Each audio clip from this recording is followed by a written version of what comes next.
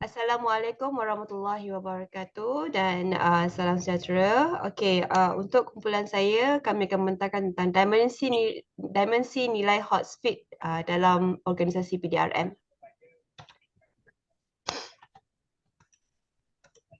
Okey, so kami terdiri daripada 5 orang ahli kumpulan. Muhammad Sarul 267169, Siti Farha 267388, Azrin Syam 267175, Nik Muhammad Fazli 267274 dan saya Nora 267299. Okey, untuk pengenalan, menurut Samovar Porter dan McDaniel 2007, dimensi nilai hot speed ialah dimensi yang menjelaskan bahawa terdapat perbezaan antara jenis pemikiran dalam sesebuah masyarakat dan bagaimana ia mempengaruhi tingkah laku sosial dalam komuniti tersebut.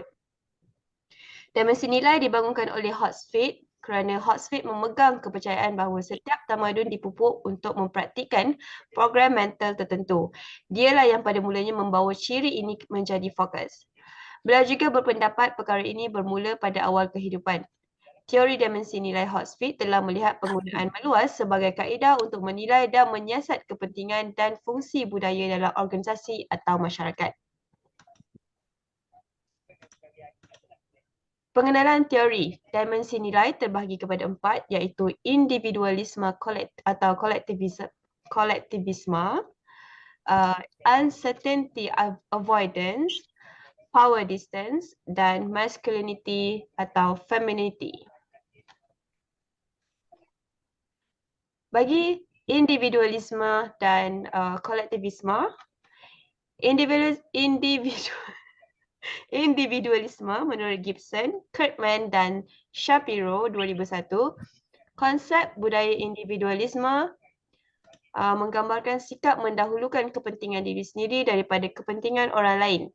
Sikap ini juga dikenali sebagai mementingkan diri sendiri. Manakala kolektivisme didefinisikan sebagai sebuah masyarakat di mana kepentingan kolektif diutamakan berbanding kepentingan individu lain. Budaya jenis ini dikenali sebagai kolektivisme. Menurut Otzel dan Ting Tu Mei 2001, ideologi kolektivisme boleh dipecahkan kepada 2 subkategori utama iaitu kolektivisme dalam kumpulan dan juga luar kumpulan. Budaya individualisme.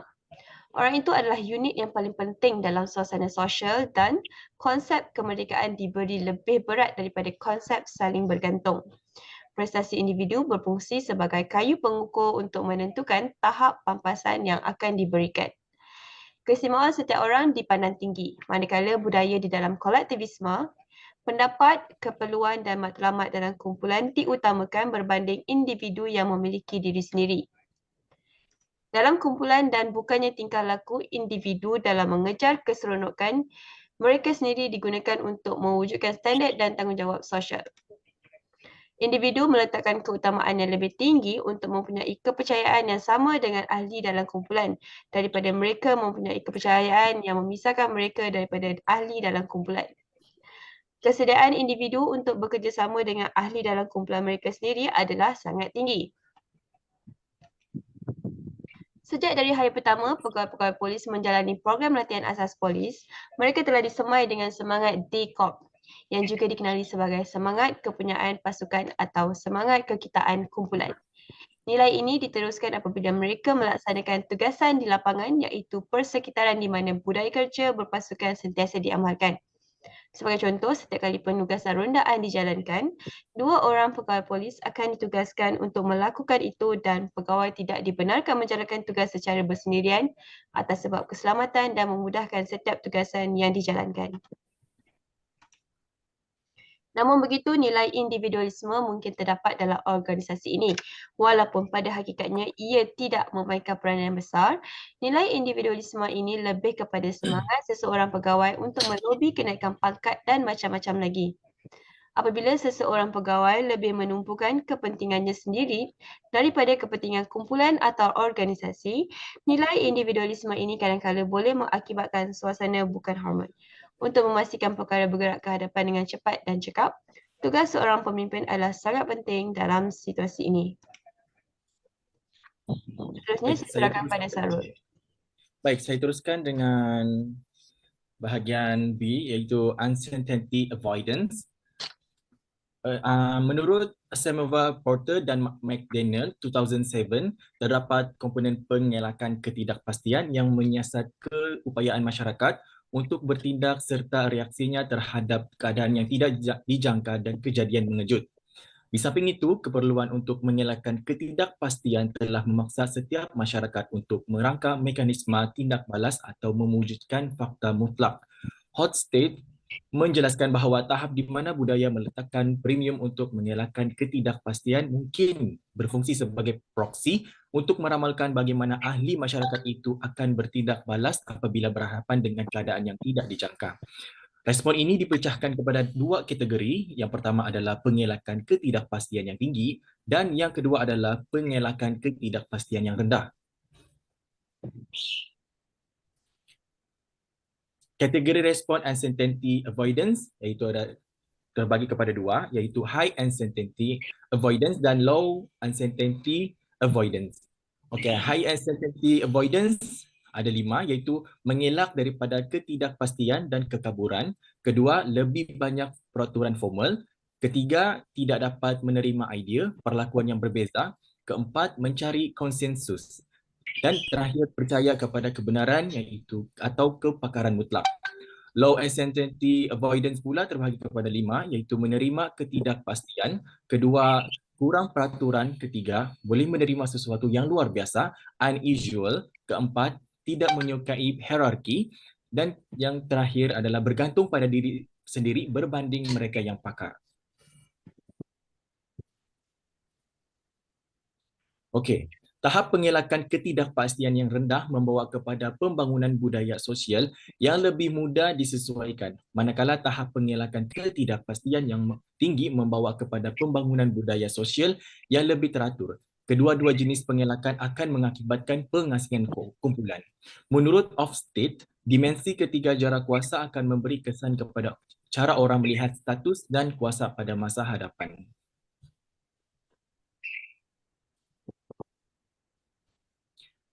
Di sini kita lihat kes Lahad Datu pada tahun 2012, iaitu Polis Diraja Malaysia berpegang kepada prinsip high uncertainty avoidance yang menyatakan setiap pilihan perlu dibuat mengikut garis panduan yang telah ditetapkan.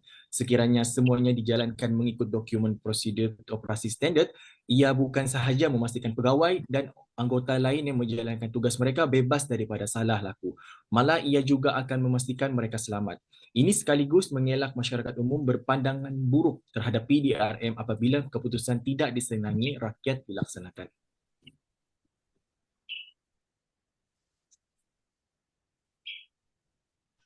Seterusnya ni, Okey, untuk C, power distance. Menurut Samowa dan Porter 2004, konsep jarak jauh kuasa boleh digunakan untuk menggambarkan budaya berorientasi kuasa sesebuah masyarakat. Terdapat orang berkuasa dalam setiap jenis masyarakat termasuk keluarga dan institusi. Mengenai jarak kuasa, Auschwitz 1980 membezakan antara dua jenis orientasi yang berbeza, iaitu jarak kuasa tinggi dan jarak kuasa rendah. Jarak kuasa tinggi berkenaan orientasi jarak kuasa tinggi, penganut orientasi ini mempunyai kepercayaan yang kuat tentang kepentingan kedudukan seseorang dalam kumpulan serta hierarki yang terkandung di dalamnya. Di samping itu, mereka menekankan bahawa setiap orang mempunyai pekerjaan mereka sendiri dan bahawa mereka dapat menerima perbezaan dalam jumlah kuasa yang diwakilkan kepada setiap individu. Jarak kuasa rendah. Orang yang mematuhi budaya ini lazimnya tidak meletakkan kepentingan yang besar pada struktur hierarki atau struktur kuasa organisasi. Menurut Bennett et al. 2003, setiap orang dalam kumpulan akan diberikan layanan yang sama dan tidak ada sebarang bentuk diskriminasi di kalangan peserta.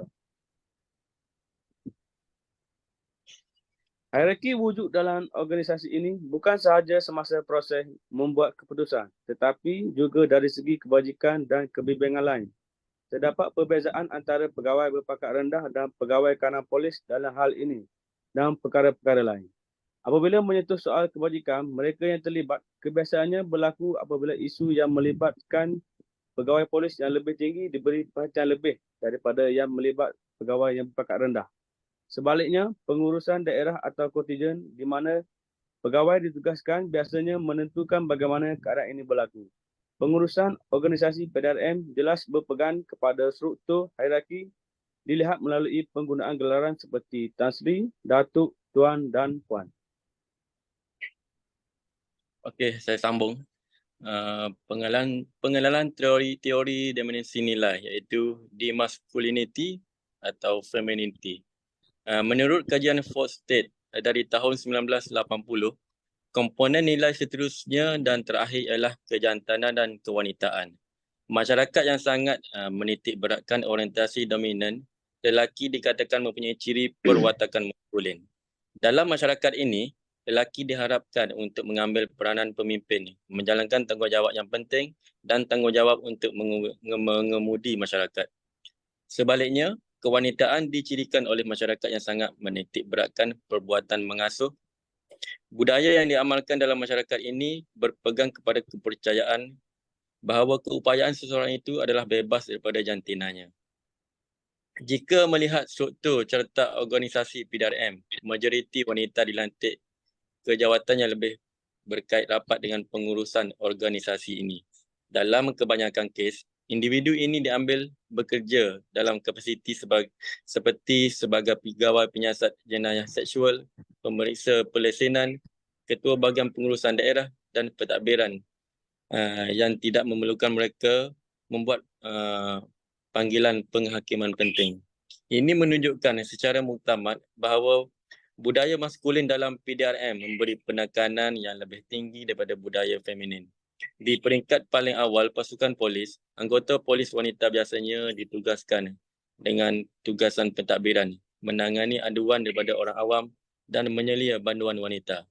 Polis wanita hanya sekali-sekala diberi tugas rondaan dan mereka hampir tidak pernah ditugaskan untuk menangkap penjenayah atau mengumpul maklumat dan risikan. Dalam kebanyakan kes, pegawai lelaki akan bertanggungjawab untuk menjalankan tugas ini dan pegawai wanita hanya membantu apabila benar-benar perlu. Menurut penyelidikan Hall, bidang komunikasi antara budaya boleh dipecahkan kepada dua jenis dimensi yang berbeza, iaitu konteks tinggi dan konteks rendah. Samova dan Porter 2004 menunjukkan keperluan komponen ini untuk menjamin bahawa komunikasi yang berlaku akan berkesan tanpa mengira suasana di mana ia berlaku atau jenis komunikasi yang berlaku. Sesuatu budaya boleh dikatakan mempunyai konteks yang tinggi apabila komunikasi dijalankan dengan cara yang sangat halus dan simbolik.